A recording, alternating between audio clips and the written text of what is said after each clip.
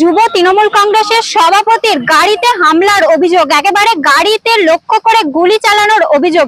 যেটা জানা যাচ্ছে গতকাল সন্ধ্যায় হাওড়া জেলা যুব তৃণমূল কংগ্রেসের সভাপতি কৈলাস মিশ্র তার স্ত্রী সন্তানদের নিয়ে কালীঘাট থেকে পুজো দিয়ে বাড়ি ফেরার সময় বেলুর জিটি রোডের ওপর তার গাড়ি লক্ষ্য করে গুলি চালানোর অভিযোগ ওঠে। যদিও এই হামলায় এখনো পর্যন্ত কেউ আহত হয়নি এবং কে বা কারা এই হামলা চালিয়েছে তাও এখনো পর্যন্ত জানা যায়নি।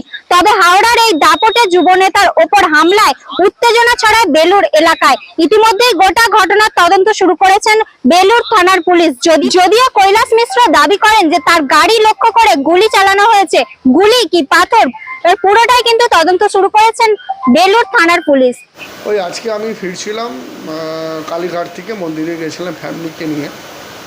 তারপরে যখন ওই 0 মাইলস এবং গুপ্তা জুয়েলার্স মাঝখানে প্রায় 10:30 বাজে, তখন গাড়ি তার ডান দিক থেকে একটা সাউন্ড হলো ধুম করে, মেবি মানে কিছু লাগলো গাড়িতে। এবং তারপর আমার ড্রাইভার একটু এগিয়ে গিয়ে গাড়ি দাঁড় করিয়েছি, দেখছি গাড়িতে পুরো একদম কাঁচ একদম ছেদ করে, মেবি গুলি চালানোর মতন বা কিছু অন্য হতে পারে জানি না, সেইটা আছে। ফ্যামিলি ছিল, তারপরে সঙ্গে সঙ্গে পুলিশকে খবর দিয়েছে এবং ফ্যামিলি আমরা গাড়ি নিয়ে চলে এসেছি বাড়িতে। আমার লাগছে কিছু মেবি হামলা টিভিতে মেবি দেখা গেছে যে আননোন পার্সন কিছু দাঁড়িয়েছিল 2-3 জন। এখন কে আছে না আছে পুলিশকে বলেছি, তদন্ত হচ্ছে এবং যারাই থাকুক পুলিশকে বলেছি অ্যাকশন নিতে। কেন আমার 3 বছরের মেয়ে ছিল, ওয়াইফ ছিল, আমার ছোটো ভাইয়ের ওয়াইফ ছিল, ফুল ফ্যামিলি আমরা ছিলাম। পুলিশকে বলেছি, পুলিশের সঙ্গে কথা হয়েছে, পুলিশ এফআইআরও আমরা করেছি এবং অ্যাকশান হবে নিশ্চিতভাবে। আমাদের অভিষেক বন্দ্যোপাধ্যায় অফিস থেকেও ফোন এসেছিল, তো অ্যাকশান হবে। যারাই থাকুক না কেন তারা এই গুলি চালিয়ে বা হামলা করে ভয় দেখানো চলবে না।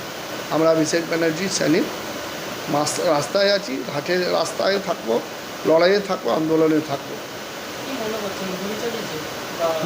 মেবি লাগছে, এখন কি আছে সেটা আমি তো মানে 100% সঠিক বলতে পারবো না কি হয়েছে, কিন্তু মেবি এরকমই কিছু হয়েছে। গুলি চালিয়েছে, গুলি চালিয়ে ক্রস পালিয়ে গেছে, এরকম হয়েছে। চাইছি মানে পুলিশ, আমাদের হাওড়া সিটি পুলিশ খুব ভালো কাজ করে এবং নিশ্চিতভাবে যারাই হোক না কেন, যেই হোক না কেন, তাকে বের করতে হবে। তাকে বের করলে সন্তুষ্ট বের করতে হবে, এটা সে।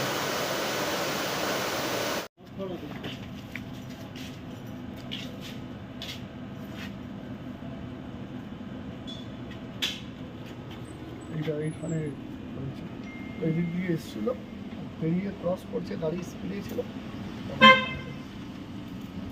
এখানেই বসেছিলাম আমি।